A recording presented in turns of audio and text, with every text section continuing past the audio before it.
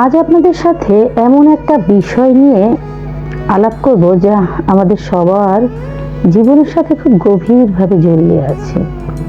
আচ্ছা, আমরা কি কখনো খেয়াল করেছি আজকাল মানুষ কেন নিজের বড় বড় ভুলগুলো খুব সহজে আড়াল করে ফেলে, কিন্তু অন্যের সামান্যতম ত্রুটি বা খুঁত সেটা পেলেই সেটা নিয়ে মেতে থাকে?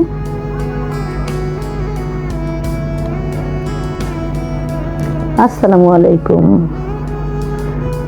চলে আসছি নতুন একটা ভিডিওতে। তাহলে কথা না বাড়িয়ে শুরু করছি। এর পেছনের আসল মনস্তত্ত্ব হলো, মানুষ যখন নিজের ভেতরের খামতি বা অপরাধ বোধের মুখোমুখি হতে ভয় পায়, তখন সে সাময়িক মানসিক শান্তি পাওয়ার জন্য অন্যের দোষ খোঁজা শুরু করে।